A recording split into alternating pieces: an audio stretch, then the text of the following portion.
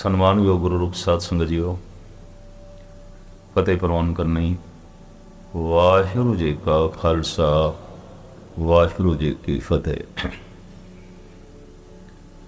ਧਰਮ ਦੇ ਅਨੰਤ ਪਹਿਲੂ ਨੇ, ਅਨੰਤ ਰੂਪ ਨੇ, ਔਰ ਹਰ ਪਹਿਲੂ ਦੀ ਆਪਣੀ ਆਪਣੀ ਵਿਚਾਰ ਹੈ। ਧਰਮ ਦੀ ਦੁਨੀਆ ਵਿੱਚ ਕਰਮ ਦੀ ਬਹੁਤ ਵੱਡੀ ਚਰਚਾ ਹੈ। ਅੱਜ ਆਪਾਂ ਇਸ ਨੂੰ ਹੀ ਗੁਰਬਾਣੀ ਦੀ ਰੋਸ਼ਨੀ ਵਿੱਚ ਪੜ੍ਹਨ ਦੀ, ਸਮਝਣ ਦੀ, ਸੋਚਣ ਦੀ, ਵਿਚਾਰਨ ਦੀ ਕੋਸ਼ਿਸ਼ ਕਰਦੇ ਹਾਂ।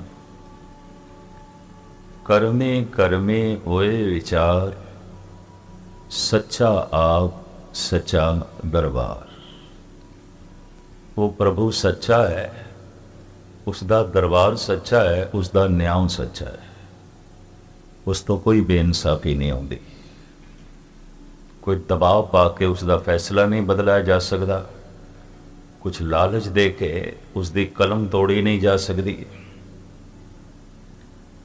ਕੋਈ ਹੋਰ ਕਿਸੇ ਪ੍ਰਕਾਰ ਦਾ ਲੋਭ ਲਾਲਚ ਰੱਖ ਕੇ ਉਹਦੇ ਫੈਸਲੇ ਨੂੰ, ਉਸ ਦੇ ਇਰਾਦੇ ਨੂੰ ਨਾ ਮੋੜਿਆ ਜਾ ਸਕਦਾ ਹੈ, ਨਾ ਤੋੜਿਆ ਜਾ ਸਕਦਾ। ਇਸ ਵਾਸਤੇ ਕਹਿੰਦੇ ਨੇ ਉਹ ਅਟਲ ਹੈ, ਉਸ ਦਾ ਨਿਆਂ ਅਟਲ ਹੈ। ਉਹ ਆਪ ਸੱਚ ਹੈ, ਉਸ ਦਾ ਨਿਆਂ ਸੱਚ ਹੈ। ਇਹ ਗੱਲ ਵੱਖਰੀ ਹੈ ਕਿ ਦੁਨੀਆ ਦੇ ਜਿੱਥੇ ਇਨਸਾਫ ਮਿਲੇ, ਸਾਰੇ ਅਰਬ ਦੇ ਵਿੱਚ, ਈਰਾਨ, ਅਫਗਾਨਿਸਤਾਨ ਤੇ ਭਾਰਤ ਦੇ ਵਿੱਚ ਉਸ ਨੂੰ ਅਦਾਲਤ ਕਹਿੰਦੇ ਨੇ।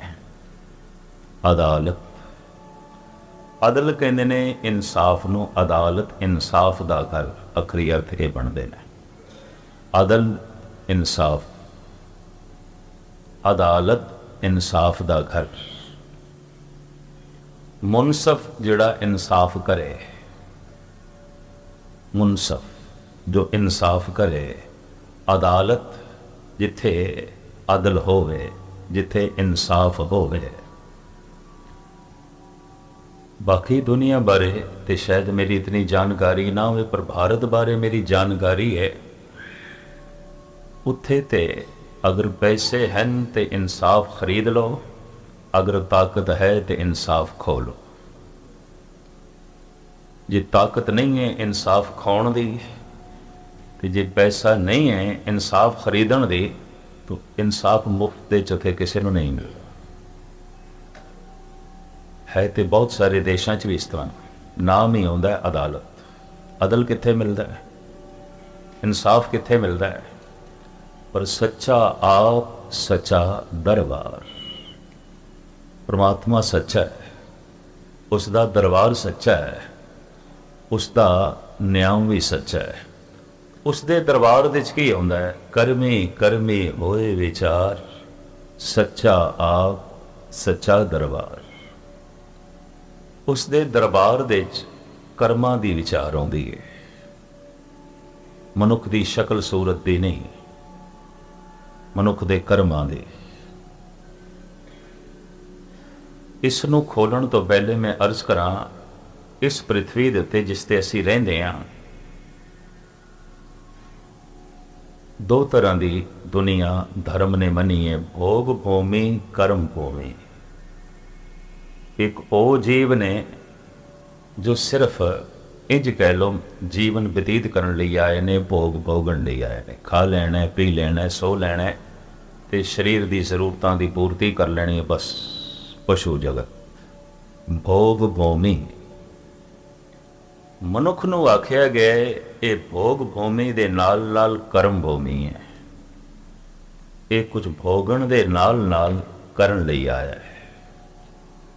ਇਸ ਵਾਸਤੇ ਸਿਰਫ ਭੋਗ ਭੂਮੀ ਨਹੀਂ ਹੈ। ਭੂਮੀ ਕਹਿੰਦੇ ਧਰਤੀ ਨੂੰ। ਪਸ਼ੂ ਕੀ ਨੇ? ਭੋਗਾਂ ਦੀ ਧਰਤੀ। ਮਨੁੱਖ ਕੀ ਹੈ? ਕਰਮ ਭੂਮੀ। ਇਸ ਵਾਸਤੇ ਸਾਹਿਬ ਕਹਿੰਦੇ ਨੇ ਕਰਮ ਭੂਮ ਮੈਂ ਬੋਵੋ ਨਾ। ਇਹ ਤੇ ਕਰਮ ਭੂਮੀ ਹੈ। ਮਨੁੱਖ ਕਰਮ ਭੂਮੀ ਹੈ, ਪਸ਼ੂ ਭੋਗ ਭੂਮੀ ਨੇ। ਪਸ਼ੂ ਆਪਣੇ ਕਰਮਾਂ ਅਨੁਸਾਰ ਵਿਕਾਸ ਨਹੀਂ ਕਰ ਸਕਦਾ। ਇਸ ਤਰ੍ਹਾਂ ਦੇ ਨਾ ਉਸ ਦੇ ਸਰੀਰ ਦੀ ਬਣਤਰ ਹੈ, ਨਾ ਹੀ ਇਸ ਤਰ੍ਹਾਂ ਉਸ ਦੇ ਮਨ ਦੀ ਬਣਤਰ ਹੈ।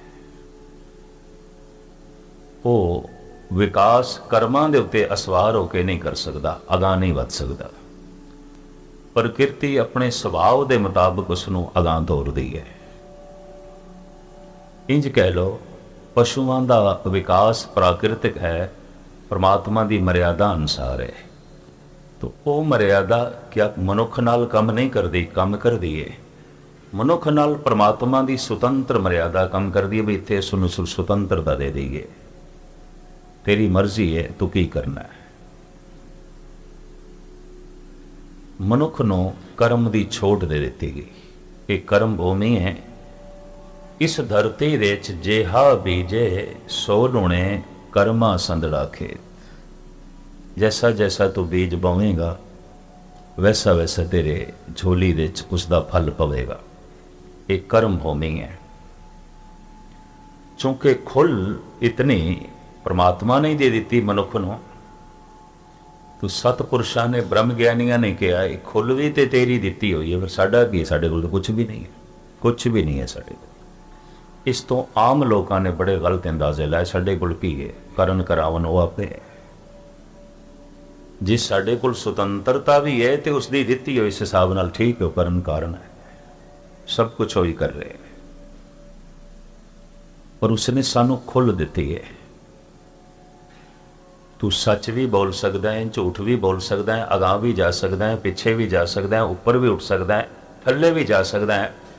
ਇਤਨੀ ਖੁੱਲ ਦਿੱਤੀ ਹੈ। ਪਰ ਚੂੰਕਿ ਖੁੱਲ ਉਸੇ ਦੀ ਦਿੱਤੀ ਹੋਈ ਹੈ, ਤੇ ਜਿਨ੍ਹਾਂ ਦੇ ਅੰਦਰ ਬ੍ਰਹਮ ਗਿਆਨ ਘਟਤ ਹੋਇਆ ਉਹਨਾਂ ਨੇ ਕਿਹਾ ਵੀ ਠੀਕ ਹੈ, ਖੁੱਲ ਤੋਂ ਦਿੱਤੀ, ਅੱਗੇ ਜਾਣ ਦੀ, ਪਿੱਛੇ ਜਾਣ ਦੀ, ਸੱਚ ਵੀ ਬੋਲ ਸਕਦੇ ਹਾਂ, ਤੇਰੇ ਨਾਲ ਜੁੜ ਵੀ ਸਕਦੇ ਹਾਂ, ਤੇ ਇੱਥੋਂ ਦੂਰ ਵੀ ਹੋ ਸਕਦੇ ਹਾਂ।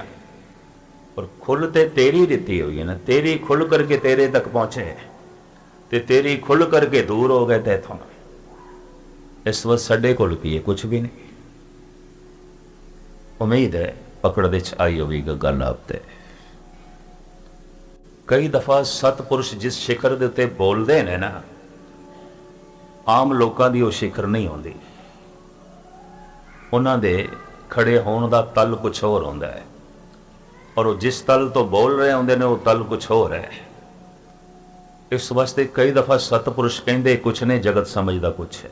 ਇਹ ਵੀ ਮੈਂ ਅਰਜ਼ ਕਰਦੇ ਹਾਂ, ਮਹਾਪੁਰਸ਼ ਨੇ ਆਖਿਆ ਕੁਛ ਹੈ, ਗੁਰੂਆਂ ਨੇ ਆਖਿਆ ਕੁਛ ਹੈ, ਜਗਤ ਨੇ ਸਮਝਿਆ ਕੁਛ ਹੈ। ਕਾਰਨ ਐਸਾ ਕਿਉਂ ਹੋਇਆ ਹੈ? ਤਾਲਮੇਲ ਨਹੀਂ ਬੈਠਿਆ। ਗੱਲ ਬਹੁਤ ਉੱਚੀ ਸੀ, ਬਹੁਤ ਉੱਚੀ ਸੀ, ਸਿਰ ਦੇ ਉੱਪਰੋਂ ਲੰਘ ਗਈ। ਜਦ ਇਹ ਆਖਿਆ ਜਾਂਦਾ ਹੈ ਕਰਮ ਕਰ, ਐ ਰਖਵਾਦ ਨਾ ਕੀਜੇ ਰੇ ਮਨ, ਸੁਕਰਤ ਕਰ ਕਰ ਲੀਜੇ ਰੇ ਮਨ। ਤੂੰ ਗਿਲਾ ਕਿਉਂ ਕਰਦਾ ਹੈ? ਸ਼ੁਭ ਕਰਮ ਕਰਕੇ ਸੁੱਖਾਂ ਨਾਲ ਆਪਣੀ ਝੋਲੀ ਭਰ ਲੈ। ਜੋ ਕੁਛ ਤੂੰ ਜਗਤ ਦੇ ਵਿੱਚ ਪ੍ਰਾਪਤ ਕਰਨਾ ਹੈ ਕਰ ਲੈ। ਤੈਨੂੰ ਖੁੱਲ੍ਹ ਹੈ, ਤੈਨੂੰ ਧਰਤੀ ਦਿੱਤੀ ਹੈ ਤੇ ਬੀਜ ਪਾਉਣ ਦੀ ਤੈਨੂੰ ਖੁੱਲ੍ਹ ਦੇ ਦਿੱਤੀ ਹੈ। ਤੂੰ ਕੇਸਰ ਬੀਜਣਾ ਹੈ ਕਿ ਨਿੰਮ ਬੀਜਣੀ ਹੈ? ਤੂੰ ਜੌ ਬੀਜਣੇ ਨੇ ਕਿ ਚਣੇ ਬੀਜਣੇ ਨੇ? ਤੂੰ ਅੰਗੂਰਾਂ ਦੀਆਂ ਬੇਲਾਂ ਲਾਣੀਆਂ ਨੇ ਕਿ ਕਿੱਕਰ ਦੇ ਬੀਜ ਪਾਉਣੇ ਨੇ? ਇਹ ਤੇਰੀ ਮਰਜ਼ੀ। ਖੁੱਲ੍ਹ ਹੈ। ਤੈਨੂੰ ਧਰਤੀ ਵੀ ਦੇ ਦਿੱਤੀ, ਤੈਨੂੰ ਬੀਜ ਬਾਉਣ ਦੀ ਖੁੱਲ੍ਹ ਵੀ ਦੇ ਦਿੱਤੀ। ਪਰ ਇੱਕ ਦਫਾ ਬੀਜ ਤੂੰ ਬੋ ਦਿੱਤਾ ਤੇ ਬਾਉਣ ਤੋਂ ਬਾਅਦ ਤੈਨੂੰ ਖਿਆਲ ਆਵੇ ਮੈਂ ਤੇ ਅੰਬਾਂ ਦੇ ਬੂਟੇ ਲਾਣੇ ਸਨ, ਲਾ ਬੈਠਾ ਕਿਕਰਾਂ ਦੇ। ਅੱਛਾ ਹੁਣ ਪ੍ਰਮਾਤਮਾ ਮੈਥੋਂ ਭੁੱਲ ਹੋਈ ਹੈ, ਇਹਨਾਂ ਕਿਕਰਾਂ ਨੂੰ ਹੀ ਅੰਬ ਲਾ ਦੇ, ਨਹੀਂ ਲੱਗਣਗੇ। ਐਸਾ ਨਹੀਂ ਹੋਵੇਗਾ। ਇਹ ਉਸ ਦਾ ਨਿਯਮ ਨਹੀਂ ਹੈ, ਇਹ ਉਸ ਦੀ ਮਰਿਆਦਾ ਨਹੀਂ ਹੈ। ਬਾਬਾ ਫਰੀਦ ਕਹਿੰਦੇ ਨੇ, ਲੋੜੇ ਦਾਖ ਬਿਜੋਰੀਆਂ ਕਿੱਕਰ ਬੀਜੇ ਜੱਟ, ਹੰਡੇ ਉਨ ਕਤਾਏ ਦਾ ਪੈਂਦਾ ਲੋੜੇ ਪੱਟ। ਲਾਂਦਾ ਬੂਟੇ ਕਿਕਰਾਂ ਦੇ, ਮੰਗਦਾ ਹੈ ਅੰਬ।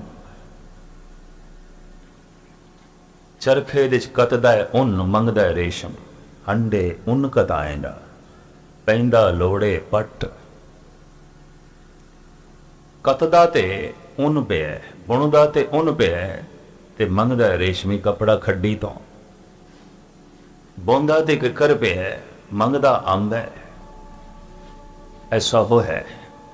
ਬੀਜ ਮਨੁੱਖ ਦੁੱਖਾਂ ਦੇ ਬੋਂਦਾ ਹੈ ਮੰਗਦਾ ਸੁੱਖ ਹੈ। ਇਸ ਤਰ੍ਹਾਂ ਹੀ ਰਿਹਾ।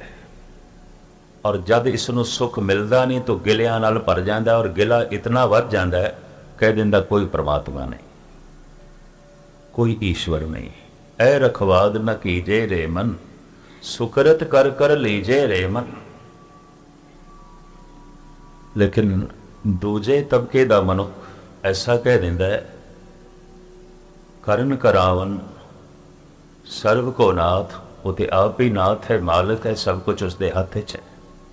ਇਸਕਾ ਬਲ ਨਹੀਂ ਇਸ ਹਾਥ, ਕਰਨ ਕਰਾਵਨ ਸਰਵ ਕੋ ਨਾਥ। ਫਿਰ ਉਹ ਇੰਝ ਲੈ ਲੈਂਦਾ ਹੈ, ਮਨੁੱਖ ਦੇ ਹੱਥ 'ਚ ਕੀ ਹੈ? ਕੁਛ ਵੀ ਨਹੀਂ ਹੈ, ਵਾਕਈ ਕੁਛ ਨਹੀਂ ਹੈ। ਤੁਸੀਂ ਆਖੋਗੇ ਹੁਣੇ ਤੇ ਮੈਂ ਕਹਿ ਰਿਹਾ ਕਿ ਤੂੰ ਕਿੱਕਰ ਵੀ ਬੀਜ ਸਕਦਾ ਹੈ, ਅੰਬ ਵੀ ਬੀਜ ਸਕਦਾ ਹੈ, ਪਰ ਮੈਂ ਅਰਜ਼ ਕਰਾਂ ਫਿਰ ਵੀ ਕੁਛ ਨਹੀਂ ਹੈ ਮਨੁੱਖ ਦੇ ਹੱਥ 'ਚ। ਕਿਉਂ? ਕਿੱਕਰ ਬੀਜਣ ਦੀ ਖੁੱਲ੍ਹ ਵੀ ਪਰਮਾਤਮਾ ਨੇ ਦਿੱਤੀ ਹੈ, ਅੰਬਾਂ ਦੇ ਬੂਟੇ ਲਾਉਣ ਦੀ ਖੁੱਲ੍ਹ ਵੀ ਉਸੇ ਨੇ ਦਿੱਤੀ ਹੈ, ਖੁੱਲ੍ਹ ਉਸ ਦੀ ਦਿੱਤੀ ਹੋਈ ਹੈ। ਇਹ ਸਾਡੀ ਮਰਜ਼ੀ, ਅਸੀਂ ਕੀ ਬੀਜਣਾ ਹੈ। ਪਰ ਸਾਡੀ ਮਰਜ਼ੀ ਦੀ ਇਹ ਜਿਹੜੀ ਖੁੱਲ੍ਹ ਹੈ, ਇਹ ਵੀ ਉਸ ਅਕਾਲ ਪੁਰਖ ਦੀ ਦਿੱਤੀ ਹੋਈ ਹੈ। ਇਸ ਬਾਰੀਕੀ ਤੇ ਪਹੁੰਚ ਕੇ ਭਗਤਾਂ ਨੇ ਕਹਿ ਦਿੱਤਾ ਸਾਡੇ ਕੋਲ ਕੁਛ ਵੀ ਨਹੀਂ। ਜੇ ਖੁੱਲ੍ਹ ਵੀ ਹੈ ਤੇ ਤੇਰੀ ਦਿੱਤੀ ਹੋਈ, ਸਾਡੇ ਕੋਲ ਆਪਣਾ ਕੀ ਹੋਇਆ? ਕੁਛ ਵੀ ਨਹੀਂ। ਇਸ ਰੂਪ ਵਿੱਚ ਆਖਿਆ, ਜਿਸ ਰੂਪ ਵਿੱਚ ਅਸੀਂ ਲੈ ਲੈਨੇ ਆ। ਇੱਕ ਸ਼ਰਾਬ ਪੀ ਰਿਹਾ, ਕਹਿੰਦਾ ਜਦੋਂ ਗੁਰੂ ਛਡਾਵੇਗਾ ਉਦੋਂ ਛੱਡ ਲਿਆਂਗੇ। ਇਹਦਾ ਮਤਲਬ ਹੈ ਗੁਰੂ ਅਜੇ ਤੈਨੂੰ ਇਹੀ ਆਖਦਾ ਪੀ, ਸਵੇਰੇ ਵੀ ਪੀ ਤੇ ਸ਼ਾਮੀ ਵੀ ਪੀ। ਲੋਕੀ ਕਹਿ ਦਿੰਦੇ ਨੇ ਜਦੋਂ ਪ੍ਰਮਾਤਮਾ ਜਗਾਏਗਾ ਉਦੋਂ ਅੰਮ੍ਰਿਤ ਵੇਲੇ ਜਾਗ ਕੇ ਜਪ ਕਰਾਂਗੇ। ਇਹਦਾ ਮਤਲਬ ਹੈ ਜੇ ਪ੍ਰਮਾਤਮਾ ਨਹੀਂ ਚਾਹੁੰਦਾ, ਜਦੋਂ ਗੁਰੂ ਚਾਹੇਗਾ ਉਦੋਂ ਨੇਕ ਕਰਮ ਕਰਾਂਗੇ। ਇਹਦਾ ਮਤਲਬ ਅਜੇ ਗੁਰੂ ਇਹੀ ਚਾਹੁੰਦਾ ਤੂੰ ਬੁਰੇ ਕਰ, ਤੂੰ ਮਾੜੇ ਕਰ। ਇਹ ਜਿਹੜੇ ਅਰਥ ਲੋਕਾਂ ਨੇ ਕੀਤੇ ਨੇ ਤੇ ਸਮਝੇ ਨੇ, ਇਹ ਉਹਨਾਂ ਦਾ ਭੁਲੇਖਾ ਹੈ। ਤੇ ਇਸ ਵਕਤ ਦੀ ਵਿਚਾਰ ਦਾ ਆਧਾਰ ਜਿਹੜੀ ਪੰਕਤੀ ਮੈਂ ਚੁਣੀ ਹੈ ਧੰਨ ਗੁਰੂ ਨਾਨਕ ਦੇਵ ਜੀ ਮਹਾਰਾਜ ਦੀ, ਕਰਮੀ ਕਰਮੀ ਹੋਏ ਵਿਚਾਰ, ਸੱਚਾ ਆਪ ਸੱਚਾ ਦਰਬਾਰ। ਉਸ ਸੱਚੇ ਦੇ ਦਰਬਾਰ ਦੇ ਵਿੱਚ ਸੱਚ ਹੈ, ਕਰਮਾਂ ਅਨੁਸਾਰ ਫੈਸਲੇ ਕਰਦਾ, ਬਾਕੀ ਕੁਛ ਵੀ ਨਹੀਂ।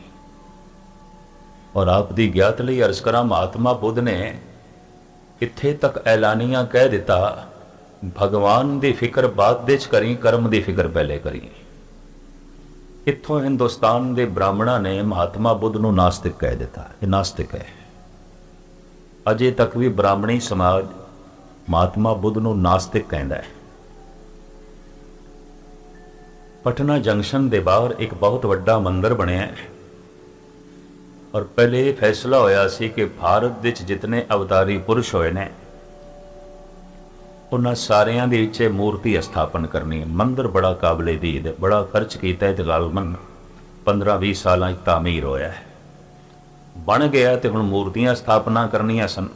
ਕ੍ਰਿਸ਼ਨ ਦੀ ਕਰ ਦਿੱਤੀ, ਰਾਮ ਦੀ ਕਰ ਦਿੱਤੀ, ਸ਼ਿਵ ਜੀ ਦੀ ਹੋ ਗਈ, ਵਿਸ਼ਨੂੰ ਦੀ ਹੋ ਗਈ, ਬ੍ਰਹਮੇ ਦੀ ਹੋ ਗਈ, ਹਨੂਮਾਨ ਦੀ ਹੋ ਗਈ। ਬਹੁਤ ਸਾਰੇ ਦੇਵੀ ਦੇਵਤਾਵਾਂ ਦੀ ਅੰਦਰ ਮੂਰਤੀਆਂ ਉਹ ਜੋ ਹੈ ਸਜਾਉਂਦੇ ਗਏ। ਤਾਂ ਉਹਨਾਂ ਦੇ ਨਾ ਜਦ ਇਹ ਮੂਰਤੀਆਂ ਦਾ ਆਰਡਰ ਦਿੱਤਾ ਗਿਆ ਸੀ ਤੇ ਮਹਾਤਮਾ ਬੁੱਧ ਦੀ ਮੂਰਤੀ ਵੀ ਮੰਗਾਈ। ਅਜੇ ਤੱਕ ਬਾਹਰ ਪਈ ਹੈ, ਝਗੜਾ ਚੱਲ ਰਿਹਾ, ਇਹ ਨਹੀਂ ਸਥਾਪਨ ਕਰਨੀ, ਇਹ ਨਾਸਤਿਕ ਹੈ, ਇਹਨੂੰ ਅੰਦਰ ਨਹੀਂ ਟਿਕਾਣਾ। ਉਹ ਮੂਰਤੀ ਵੀ ਮੰਦਿਰ ਦੇ ਬਾਹਰ ਪਈ ਹੈ, ਝਗੜਾ ਚੱਲ ਰਿਹਾ, ਇਸ ਮੰਦਿਰ ਦੇ ਵਿੱਚ ਸਥਾਪਨ ਨਹੀਂ ਹੋ ਸਕਦਾ, ਇਹ ਤੇ ਨਾਸਤਿਕ ਹੈ। ਇਹ ਤੇ ਵਰਨ ਵੰਡ ਨੂੰ ਵੀ ਨਹੀਂ ਮੰਨਦਾ। ਇਤਨੇ ਵੱਡੇ ਵਕਤ ਦੇ ਅਵਤਾਰੀ ਪੁਰਸ਼ ਨੂੰ ਨਾਸਤਿਕ ਕਿਉਂ ਆਖਿਆ? ਉਸਨੇ ਆਪਣੇ ਭਿਕਸ਼ੂਆਂ ਨੂੰ ਕਿਹਾ ਰੱਬ ਦੀ ਫਿਕਰ ਬਾਅਦ ਵਿੱਚ ਕਰਨਾ, ਪਹਿਲੇ ਕਰਮ ਦੀ ਫਿਕਰ ਕਰਨਾ, ਕਿਉਂਕਿ ਉਸਨੇ ਵੀ ਫੈਸਲਾ ਕਰਮ ਦੇ ਮੁਤਾਬਕ ਕਰਨਾ ਹੈ। ਤੇ ਜਦ ਕਰਮ ਦੇ ਮੁਤਾਬਕ ਹੀ ਫੈਸਲਾ ਉਸਨੇ ਕਰਨਾ ਹੈ ਤਾਂ ਉਹਦੀ ਫਿਕਰ ਇਤਨੀ ਕਰਨ ਦੀ ਲੋੜ ਨਹੀਂ। ਤੂੰ ਕਰਮ ਦੀ ਫਿਕਰ ਕਰ, ਉਸਦੇ ਹੁਕਮ ਦੀ ਫਿਕਰ ਕਰ, ਉਸਦੇ ਵਿਧਾਨ ਦੀ ਫਿਕਰ ਕਰ, ਉਸਦੇ ਬਣਾਏ ਹੋਏ ਨਿਯਮ ਦੀ ਫਿਕਰ ਕਰ, ਤੂੰ ਕਰਮ ਦੀ ਫਿਕਰ ਕਰ। तो बहुत भिक्षुओं दे एक वाक प्रचलित हो गया, कर्म ही भगवान है, भगवान ही भगवान है, ऐसा नहीं, कर्म ही भगवान है। तो इस तो की होया, ब्राह्मणा ने कह दिता भगवान भगवान नहीं है, कर्म भगवान है। ये नास्तिक ने ਅੱਜ ਤੱਕ ਸਨਾਤਨੀ ਜਗਤ ਦੇ ਵਿੱਚ ਮਹਾਤਮਾ ਬੁੱਧ ਦਾ ਸਨਮਾਨ ਨਹੀਂ ਬਣ ਸਕਿਆ।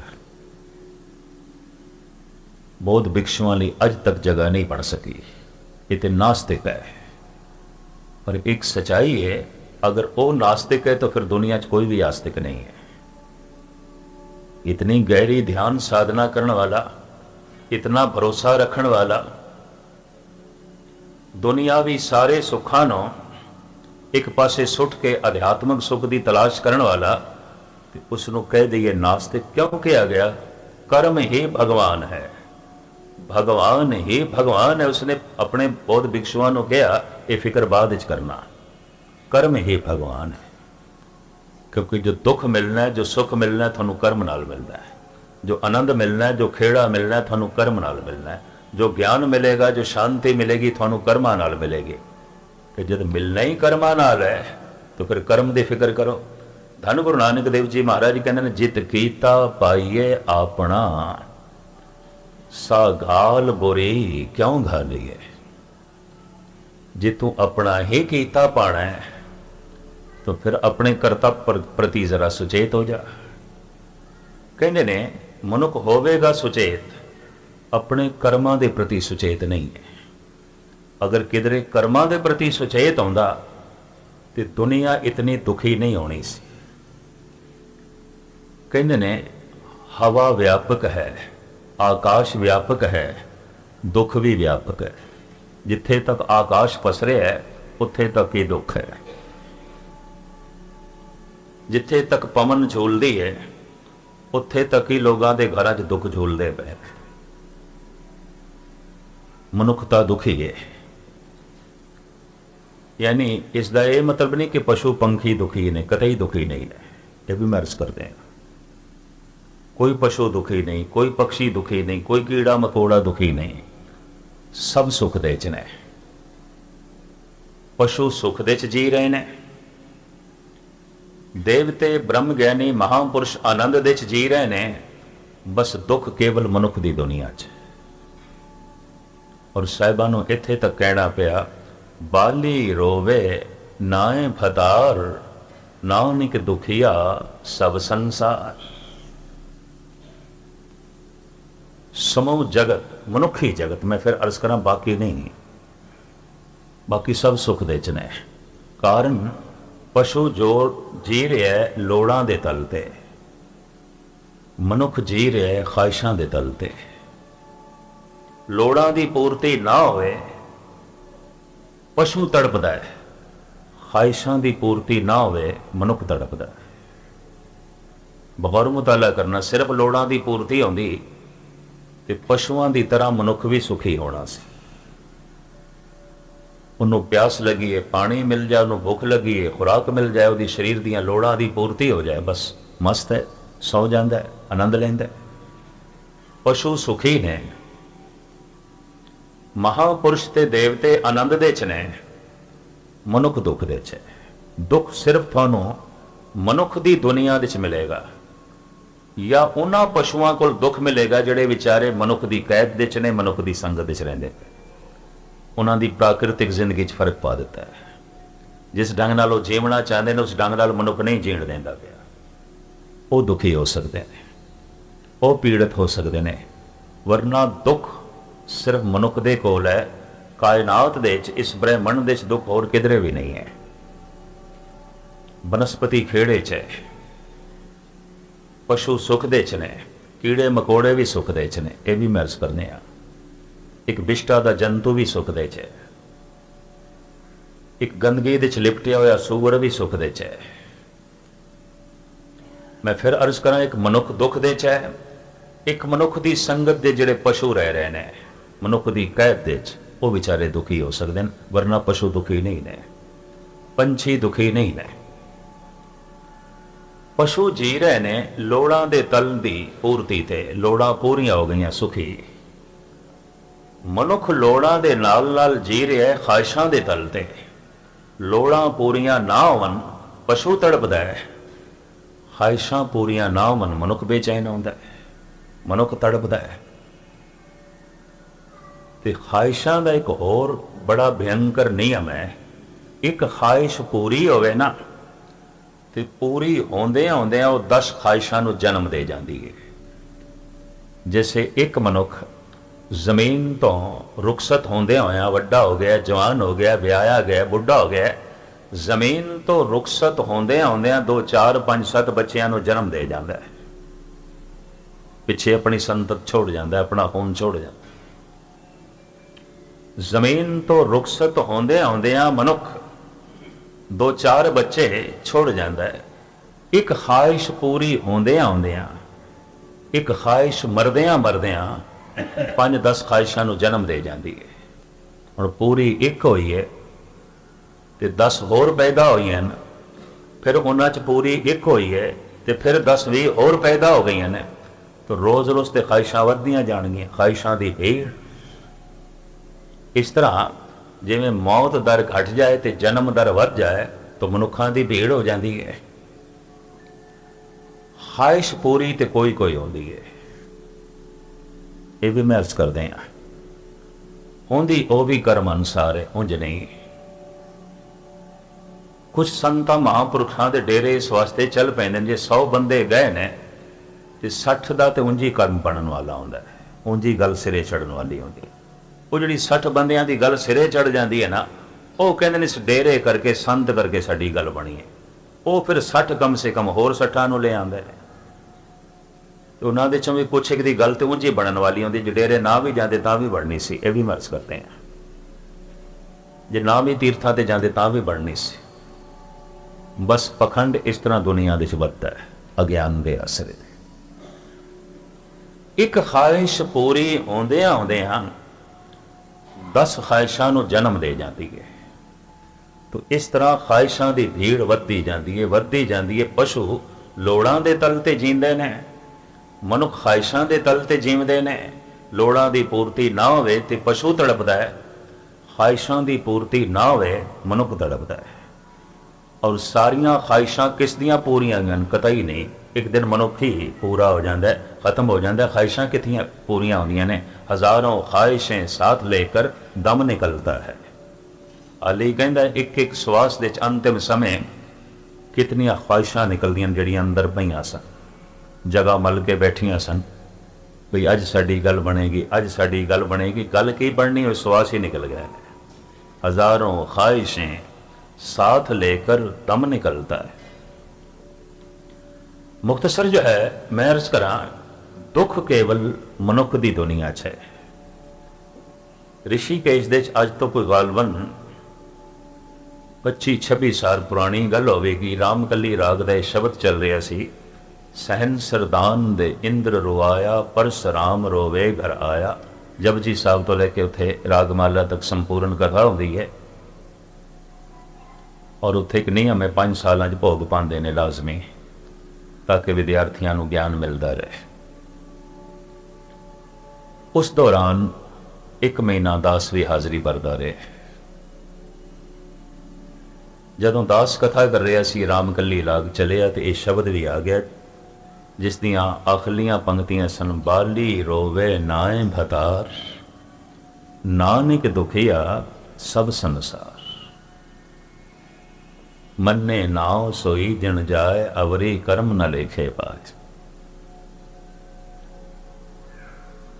ये पंक्ति मनुख ने अपनी तरफों बनाई हुई ने। नानक दुखिया सब संसार, सो सुखिया जिस नाम आधार।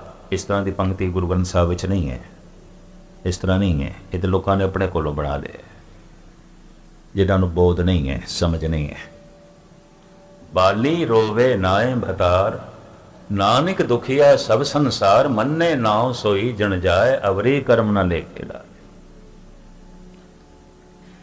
इसकी वजाहत दास ने किधरे 2 दिन की थी।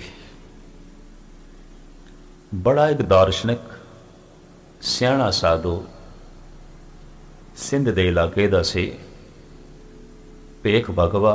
अजकल उसका डेरा करनाल दे च बहुत ज़ईफ हो गया। वो भी किधरे बैठा सी। कथा की समाप्ति तो बाद खड़ा हो गया। साधुआं का इकट्ठ सी, जो 30-40 सरोते बैठे सन, साधु ही सन, निर्मले उदासीन। ਮੈਨੂੰ ਕਹਿਣ ਲੱਗਾ ਮਸਕੀਨ ਜੀ, ਇਹ ਜੋ ਗੁਰੂ ਨਾਨਕ ਨੇ ਆਖਿਆ ਹੈ ਇਹ ਅਤੀ ਉਪਮਾ ਅਲੰਕਾਰ ਹੈ। ਸਾਹਿਤਿਕ ਦੁਨੀਆ ਵਿੱਚ, ਕਵਿਤਾ ਦੀ ਦੁਨੀਆ 'ਚ ਅਲੰਕਾਰਾਂ ਨੂੰ ਵਰਤਿਆ ਜਾਂਦਾ ਹੈ, ਗਹਿਣਿਆਂ ਨੂੰ, ਗੱਲ ਨੂੰ ਸਜਾਉਣ ਵਾਸਤੇ, ਬੋਲਾਂ ਨੂੰ ਸਜਾਉਣ ਵਾਸਤੇ। ਜੈਸੇ ਗੁਰੂ ਨਾਨਕ ਦੇਵ ਜੀ ਮਹਾਰਾਜ ਕਹਿੰਦੇ ਨੇ, ਮੁਖ ਝੂਠ ਵਿਭੂਖਨ ਸਾਰੰਗ। ਇਹ ਬ੍ਰਾਹਮਣ ਬੋਲਦਾ ਤੇ ਝੂਠ ਪਿਆ, ਪਰ ਤੂੰ ਗਹਿਣੇ ਸੱਚ ਦੇ ਪਵਾ ਦਿੱਤੇ ਨੇ, ਉਸਨੂੰ ਬੜਾ ਸ਼ਿੰਗਾਰ ਦਿੱਤਾ ਹੈ ਤੂੰ। ਤੇ ਹੁਣ ਲੋਕਾਂ ਨੂੰ ਇੰਝ ਪ੍ਰਤੀਤ ਹੁੰਦਾ ਪਿਆ ਜਿਵੇਂ ਸੱਚ, ਝੂਠ ਨੂੰ ਵੀ ਸ਼ਿੰਗਾਰ ਦੇਈਏ, ਚਮਕਾ ਦੇਈਏ, ਚੱਲਦਾ ਹੈ, ਬੜੇ ਸੋਹਣੇ ਢੰਗ ਨਾਲ ਚੱਲਦਾ ਹੈ, ਚੱਲਦਾ ਸੱਚ ਦੇ ਆਸਰੇ, ਤੇ ਗਹਿਣੇ ਸੱਚ ਦੇ ਹੀ ਪਾਉਣੇ ਪੈਂਦੇ ਨੇ। ਕੋਈ ਝੂਠ ਆਪਣੇ ਰੂਪ ਵਿੱਚ ਚੱਲ ਨਹੀਂ ਸਕਦਾ ਜਿੰਨੇ ਚਿਰ ਤੱਕ ਉਸ ਨੂੰ ਸੱਚ ਨਾਲ ਨਾ ਜੋੜੀਏ। ਝੂਠ ਬੋਲਣ ਵਾਲਾ ਵੀ ਕਹਿੰਦਾ ਮੈਂ ਸੱਚ ਕਹਿ ਰਿਹਾ, ਜੋੜਨਾ ਉਸ ਨੂੰ ਸੱਚ ਨਾਲ ਹੀ ਪੈਂਦਾ।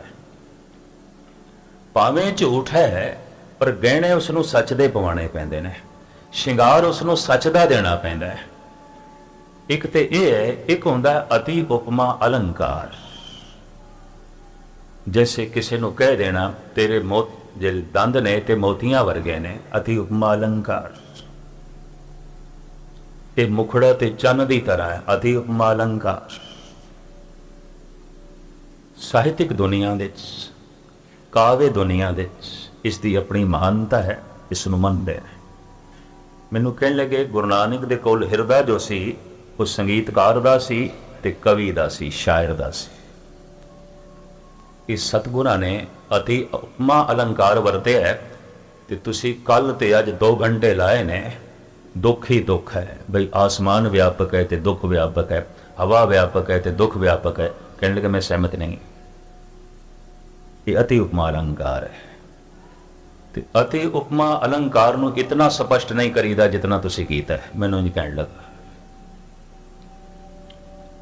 ਆਖਿਰ ਮਨੁੱਖੀ ਦੁਨੀਆ 'ਚ ਕਿਧਰੇ ਆਨੰਦ ਵੀ ਹੈ, ਖੇੜਾ ਵੀ ਹੈ, ਖੁਸ਼ੀਆਂ ਵੀ ਹਨ, ਔਰ ਇਸੇ ਨੂੰ ਵਜ਼ਾਹਤ ਕਰਕੇ ਤੇ ਪੱਕੀ ਮੋਹਰ ਲਾ ਦੇਣੀ ਕਿ ਨਾਨਕ ਦੁਖੀਆ ਸਭ ਸੰਸਾਰ, ਇਹ ਸ਼ੋਭਾ ਨਹੀਂ ਦਿੰਦਾ।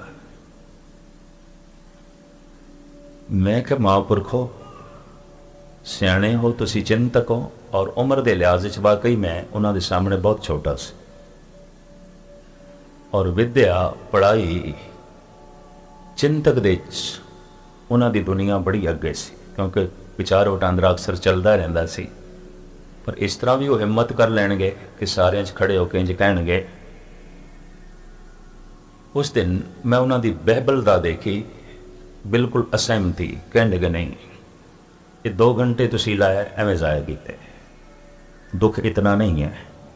ਇਹ ਗੁਰੂ ਨਾਨਕ ਨੇ ਅਤੀ ਉਪਮਾ ਅਲੰਕਾਰ ਵਰਤਿਆ ਹੈ, ਜਿਸ ਨੂੰ ਤੁਸੀਂ ਹੋ ਬਹੁ ਸੱਚ ਕਰਕੇ ਬਿਆਨ ਪੈ ਕਰਦੇ। ਇਹ ਅਲੰਕਾਰ ਹੈ, ਗਹਿਣਾ ਹੈ, ਭੂਸ਼ਣ ਹੈ, ਵਾਸਤਵਿਕ ਐਸਾ ਨਹੀਂ ਹੈ। ਮੈਂ ਕਿਹਾ ਮੈਨੂੰ ਤੇ ਵਾਸਤਵਿਕ ਐਸਾ ਹੀ ਦਿਖਾਈ ਦਿੰਦਾ ਹੈ, ਔਰ ਜੋ ਗੁਰੂ ਨਾਨਕ ਨੇ ਆਖਿਆ ਇਹ ਅਤੀ ਉਪਮਾ ਅਲੰਕਾਰ ਨਹੀਂ ਹੈ। ਇਹ ਖਸਮ ਦੇ ਬੋਲ ਨੇ, ਇਹ ਸਤ ਬਚਨ ਨੇ, ਇਹ ਸੰਪੂਰਨ ਬਚਨ ਨੇ। ਅਤੀ ਉਪਮਾ ਅਲੰਕਾਰ ਕਲਪਨਾ ਹੁੰਦਾ ਹੈ, ਫਿਰ ਤੇ ਗੁਰਬਾਣੀ ਨੂੰ ਕਲਪਨਾ ਆਖਣਾ ਪਏਗਾ। ਇਹ ਕਲਪਨਾ ਨਹੀਂ ਹੈ, ਇਹ ਸੱਚ ਹੈ। ਮੈਨੂੰ ਕਹਿਣ ਲੱਗੇ ਤੁਹਾਡੀ ਸ਼ਰਧਾ ਹੈ, ਇਸ ਤਰ੍ਹਾਂ ਤੁਹਾਥੋਂ ਕਹਿਲਵਾ ਰਹੀ ਹੈ, ਵਰਨਾ ਇਹ ਅਤੀ ਉਪਮਾ ਅਲੰਕਾਰ ਹੈ।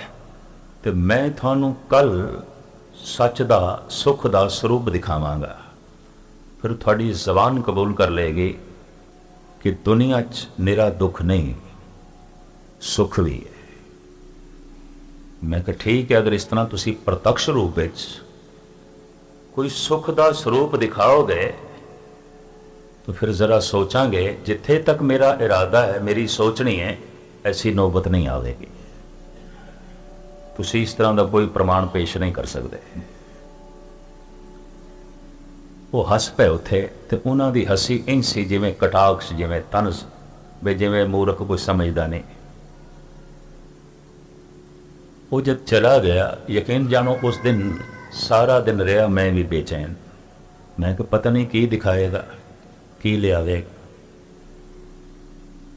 ਕਿਧਰੇ ਐਸਾ ਤੇ ਨਹੀਂ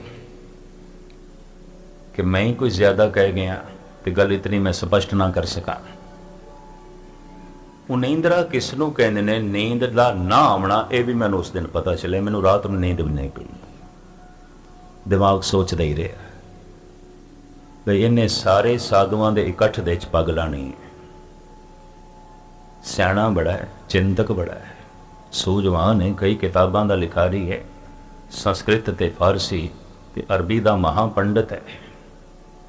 ये ते पता नहीं की दिखावेगा और कोई मामूली चीज़ पेश नहीं करेगा, क्योंकि मामूली सोचने का मनुख ही नहीं है। खैर ज्यों त्यों करके सवेर हुई, कथा का वकत होया। कथा उत्थे अमृत वेले आउंदी सी, सूरज निकलण तो पहले पहले समाप्ति हो जाती सी। गंगा ते इशनान करके साधु उत्थे नितनेम कर लेंदे सन, अपना जो कुछ करना है, तो फिर कथा जो है एक तरीके नाल संध्या चलती सी। इन कथा दास ने आरंभ की थी, पर मन उखड़िया हुआ है तो जबान भी उखड़ी हुई है। घंटा जरूर मैं पास किया, लेकिन मैंने खुद भी नहीं पता कि मैं घंटे च की आखे। ये भी मेरी उस दिन हालत रही। वो साधु आया, जब कोई मैनू 15-20 मिनट बोलदिया हो गए, उहदे हत्थ च खिड़े हुए गुलाब के फुलों का गुलदस्ता सी। तो मैं सोचा शरधा तो यह भी गुरु ग्रंथ साहब की पूरी रखता है। एन अमृत वेले सोहने जिहा फुलों का गुलदस्ता लैके आया है, मत्था जरूर उसने टेकिया, फुल नहीं भेंट किए, अपने हथ च ही रखे। एन बैठदा भी कोने से, बिल्कुल कोने च बैठ गया। कथा की समाप्ति तो बाद खड़े होकर मैनू कहन लगा, मस्कीन जी ये थानू फुल दिखाई देंदे ने, ये जो मेरे हथ दे गुलाब के फुलों का गुलदस्ता है थानू दिखाई देंदा है? मैं कहा प्रभु की बख्शिश है, रहमत है, अखां च रोशनी है, दिखाई देंदा है। मैनू कहन लगा जे दिखाई देंदे ने थानू ये फुल, तो फिर फुलों का हासा भी दिखाई देंदा होवेगा, इन्हां दी मुस्कुराहट भी दिखाई देंदी होवेगी, तो इन्हां दा स्वप्न भी दिखाई देंदा होवेगा। मैं कहा ठीक है, बिल्कुल ठीक है, ये हसदे हुए प्रतीत हो रहे हैं। कहंदा इतने हासे दे होंदियां, इतनी खुशी दे होंदियां, इतने खिड़ाव दे होंदियां और इतने स्वप्न दे होंदियां, क्या ये आखना फबदा है, चंगा लगता है? नानक दुखिया सब संसार, ऐसा खेड़ा सामने आवे। एक स्वप्न का नमूना सामने आवे, खेड़े की तस्वीर सामने आवे, मुस्कुराहट का मुजस्मा सामने आवे, क्या ये बोल फबदे ने? नानक दुखिया सब संसार, अति उपमा अलंकार है। ये किसे किसे थां ते घटित होवेगा, सब जगह ते नहीं। मन तो बहुत थोड़ा हल्का होया। मैं कहा महात्मा जी धन्यवाद थोड़ा, तुसी मैनू खेड़े दे, खुशियां दे, सुख दे दर्शन कराए। कल तुसी वैदा कीता सी, अज दिखाया, तस्लीम मनदे हैं। गालबन कल वैदा कीता ते अज दिखाया, ये 24 घंटे हो गए, तो हुण 12 घंटिया वास्ते बस सतगुर की हजूरी च रख जाओ, इत्थे ही रख जाओ, बाकी गल आपां शामी करांगे, बाकी चर्चा थोड़े नाल शामी होवेगी। इन्हां ही फुल्लां दे संबंध च इन्हां नूं जरा बस इत्थे ही रख जाओ। गुलाब हिंदुस्तान विच खिड़दा है गर्मियां दे दिनां खास करके, और बड़ी महक, बड़ी खुशबू। मैनूं चंगी तरह याद है, जब मैं दूरों देखा उन्हां दी अखां भर आईयां, कहंदे शाम नूं ते मुरझा जाणगे, ते फिर की गल होवेगी? ते मैं कहा मुरझाना कोई आसमान तो टपकेगा, ये जिहड़ा मुरझाना है ना, इसे ही खेड़े दे चों निकलेगा। ये जिहड़ी मौत है, इसे ही जिंदगी दे चों निकलेगी। कि जिहड़ी करूपता है ना, इसे ही स्वप्न दे चों निकलेगी। ये जो कब्र है, इसे ही जिंदगी दी बनेगी। मैनू चंगी तरह याद है, ढाह निकल गई उसदे मूँह चों, और मेरे हिरदे ने तस्लीम किया, निरा पखंडी नहीं, गल नूं पकड़न वाला समझण वाला भी है, कोरा हंकारी नहीं। कहने लगा गुरु नानक ने जो कुछ आख्या सही है। गुरु नानक के संबंधित जो मैं शब्द आके मैं वापस लेना कि ठीक है। बाली रोवे नाए भतार, नानक दुखिया सब संसार। दुख व्यापक है। मूर्ख का दुखी होना कुदरती है, सियाणा भी दुखी है। निर्धन का दुखी होना कुदरती है, धनवान भी दुखी है। बल्कि मनोचिंतक ते कहते ने निर्धन देश इतने दुखी नहीं जितने धनवान देश दुखी ने। निर्धन मनुख इतना दुखी नहीं जितना धनवान दुखी है, और निर्गुण मूर्ख इतना दुखी नहीं, क्योंकि मूर्खता का जो करके उसनों दुख का इतना एहसास नहीं आता जितना कि सियाणा दुखी है, चिंतक दुखी है। दुख तो व्यापक है।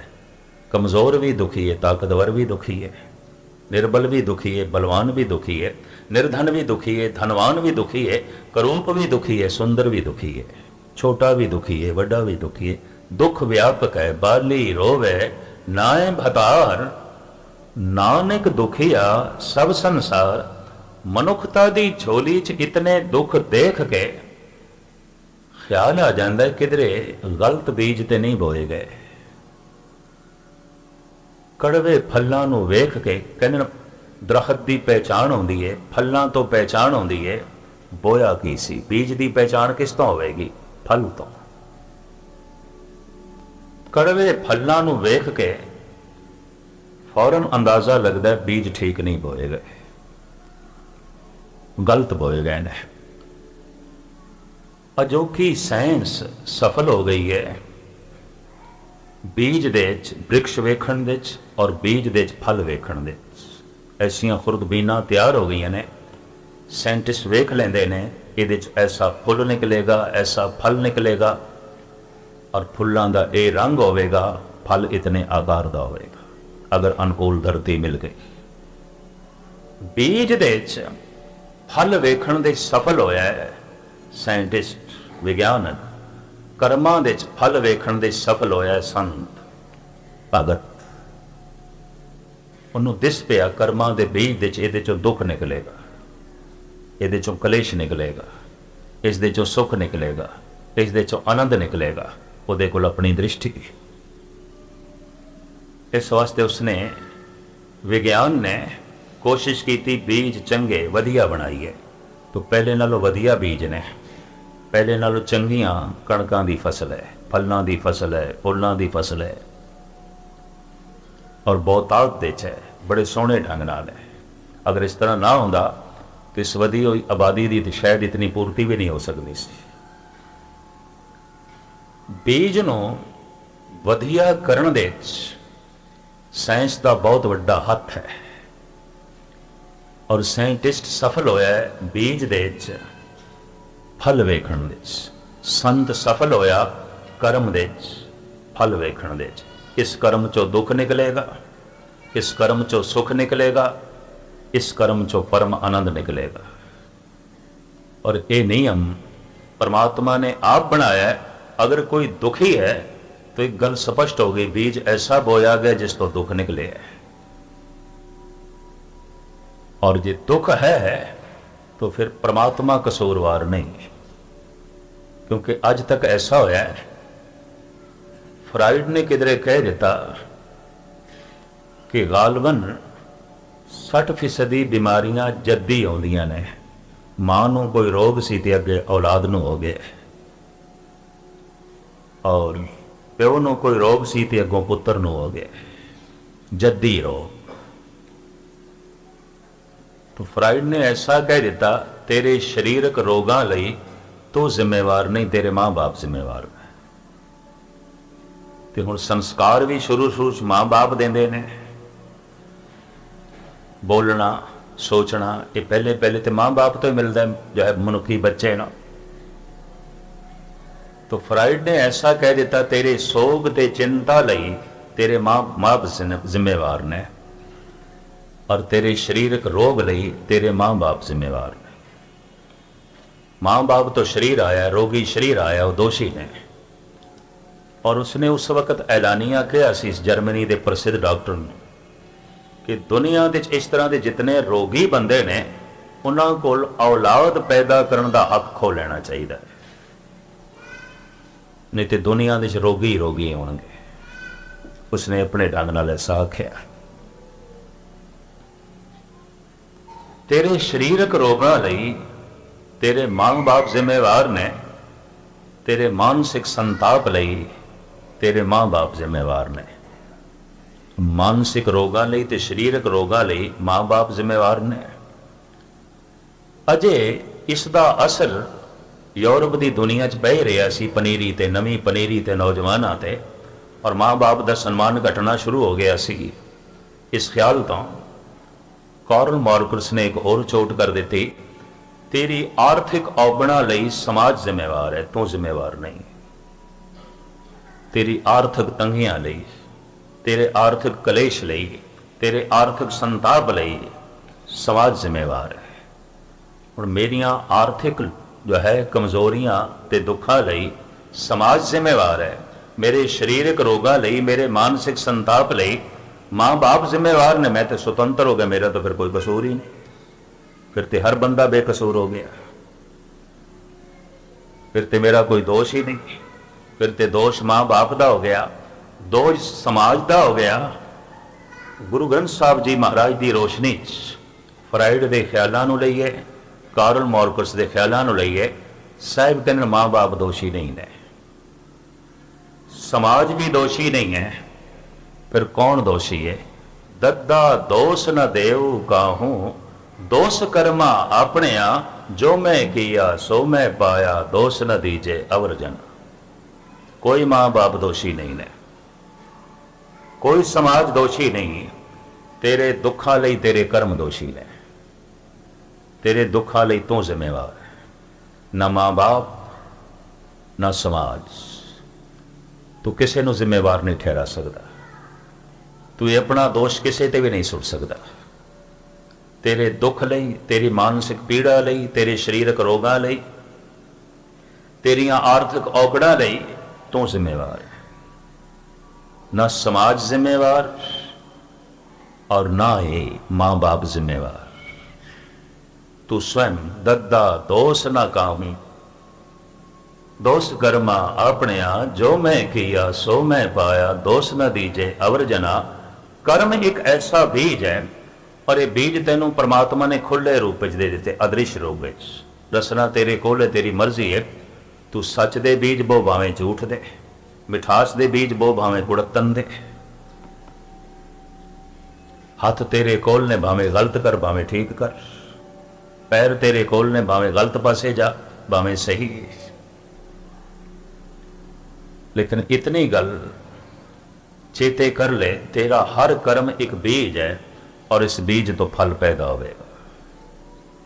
अपने कर्म प्रति तू सावधान होई। ते कर्म तीन तरह के ने, शरीरक, मानसिक, वाचक। जो मैं मन नाल सोचिया चंगा या माड़ा, मानसिक कर्म। जो मैं जबान नाल बोलिया चंगा या माड़ा, वाचक कर्म। जो मैं हत्थां पैरां दे नाल कीता चंगा ते माड़ा, शरीरक कर्म। इन्हां तिन्नां ही कर्मां दे जोड़ तो उपजदे ने सुख ते दुख। दुख है तेरे कोल, किसी को भी दोषी ठहराने की लोड़ नहीं। तेरे शरीरक कर्म ठीक नहीं होंगे, तेरे वाचक कर्म ठीक नहीं होंगे, तेरे मानसिक कर्म ठीक नहीं होंगे। कर्म ही ते बीज सन। तो मैं फिर अर्ज करा, मनुख हर बंदा जैसे बीज दे फल नहीं देख सकता, लेकिन विज्ञानक देख सकता है, साइंटिस्ट वेख सकता है, अज भी वेख सकता है। ये बीज ठीक नहीं ने, ये चो फल ठीक नहीं निकलेगा, ये चो फुल चंगे नहीं निकलणगे। बीज दे फल वेखण दे सफल होया साइंटिस्ट, कर्म दे दुख सुख दा फल वेखण दे सफल होया संत। बीजां दी छटाई कीती साइंटिस्ट ने, कर्मां दी छटाई कीती संत ने, गुरु ने, पीर पैगंबर ने। इन्हां कर्मां नूं जिंदगी तो एक पासे कर दो, इत्थे दुख ही दुख होणगे। और इन्हां कर्मां नूं झोली दे च पा लो जे सुख तू चाहना है। ये रब्बी विधान जद महात्मा बुद्ध के सामने आया, ਉਹਨੇ ਆਪਣੇ ਭਿਕਸ਼ੂਆਂ ਨੂੰ ਕਿਹਾ ਰੱਬ ਨੂੰ ਨੰਬਰ 2 ਤੇ ਰੱਖੋ, ਕਰਮ ਨੂੰ ਨੰਬਰ ਪਹਿਲੇ ਪਿੱਛੇ ਰੱਖੋ ਰੱਬ ਨੂੰ, ਕਿਉਂਕਿ ਰੱਬ ਨੇ ਵੀ ਇੱਕ ਨਿਯਮ ਬਣਾ ਦਿੱਤਾ ਹੈ ਕਿ ਜੈਸਾ ਕਰਮ ਵੈਸੀ ਪ੍ਰਾਰਬਧ, ਇਸੇ बीच ਚੋਂ ਦੁੱਖ ਸੁੱਖ ਨਿਕਲਣਗੇ। और उसका विधान भी अटल, उसका नियम भी अटल। ये नहीं अगर वो फैसले बदलता है, नियम बदलता है, तो फिर उसके फैसले कमज़ोर ने, उसका कोई भी विधान अटल नहीं है, नेचल नहीं है। फिर ना परमात्मा नेचल है, ਉਹਦੇ नेचल होने का सबूत कित्थों मिलता है, ਉਹਦਾ नियम नेचल है। भारत का जिहड़ा राष्ट्रीय विधान है ना, जिस दे मुताबिक मुल्क नूं चलाया जाता है, कॉन्स्टिट्यूशन, इस दे विच गालबन 150 तो भी ज़्यादा दफ़ा तरमीम हो चुकी है, संशोधन हो चुका है, अमेंडमेंट हो चुकी है, 150 तो भी बद। जब जब देखा गया विधान ये मुताबिक देश नूं चलाना औखा है, तब्दीली ये मुताबिक देश नूं चलाना औखा है, फिर तब्दीली। इसका मतलब है 150 दफ़ा पहले हुई है। जे पहले उस विधान नूं सही मन के देश नूं चलाया जाता रहा तो साल 2 साल बाद 10 साल बाद पता चलिया नहीं ये गलत है, संशोधन करो, तो की पता हुण भी जिस ढंग नाल चला रहे हो ये भी कोई सही है, ये भी संशोधन करना पे, और कितनी दफ़ा करना पे, 150 दफ़ा तो कर चुके। क्या परमात्मा भी अपने विधान दे संशोधन करता है, तरमीम करता है? अगर तरमीम करता है तो यह मतलब वो भुलां होंदियां ने, गलतियां होंदियां ने, ਉਹਦਾ नियम भी अटल नहीं है, ਉਹਦਾ विधान भी अटल नहीं है, फिर ਉਹਨੂੰ भी ठीक करना पैंदा है, ਉਹਨੂੰ भी अपने विधान की सुधाई करनी पैंदी है, और ਉਹਨੂੰ भी सोचना पैंदा है ਇਹਦੇ मुताबिक जगत ਨੂੰ चलाना औखा है, और ਇਹਦੇ मुताबिक जगत ਨੂੰ पैदा करना औखा है। मैं अपने विधान दे जो है तब्दीली करा नहीं, सच्चा आप सच्चा दरबार गुरु नानक देव जी महाराज कहते हैं करमे करमे होए विचार, सच्चा आप सच्चा दरबार, परमात्मा सच्चा है, उसका नियम सच्चा है, उसका दरबार अटल है, वो कोई तरमीम नहीं, वो कोई संशोधन नहीं, कर्मां दी विचार आउंदी है, उसके दरबार दे किस ढंग नाल आउंदी है। ये लंबे चौड़े सिद्धांतक नुकते मैं थोड़े सामने कल फिर रखांगा, क्योंकि घड़ी तो अपनी चाल नाल चलती है, तो कल की तरह मैं गुस्ताखी ना करा, क्योंकि पिछे जत्थियां ने कीर्तन भी करना होंदा है, और महापुरखों दी इत्थे विचारां आउंदियां ने, इतनी जो है प्रवान करनी। दास ने अगे जाके 7:45 बजे गुरुद्वारा सरी दे जो है हाज़री भरनी है, उत्थे जो लड़ीवार मजमून चल रहा है उसनूं उत्थे तोरांगे। ये मैं इस वास्ते थोड़े सामने जो है विचार रखी, चूँकि बहुत सारिਆਂ ਦੇ इस ढंग के प्रश्न सन,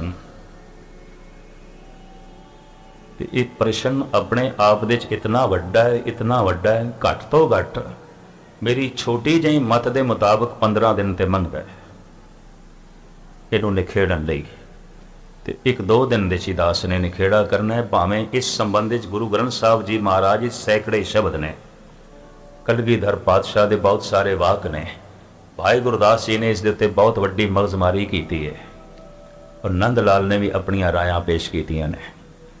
तुच्छ बुद्धि अनुसार समय की गति के मुताबिक जितना हो सकिया थोड़े सामने रखांगा। पंक्ति है मूल कर्मे कर्मे होए विचार, सच्चा आप सच्चा दरबार, मेरे दुखा लई कोई दोषी नहीं, मेरे दुखा लई मैं दोषी है। दद्दा दोष न देऊ काहूं, दोष कर्मा अपने आ, जो मैं किया सो मैं पाया, दोष न दीजे अवर जना। समाप्ति। वाहिगुरू जी का खालसा, वाहिगुरू जी की फतेह।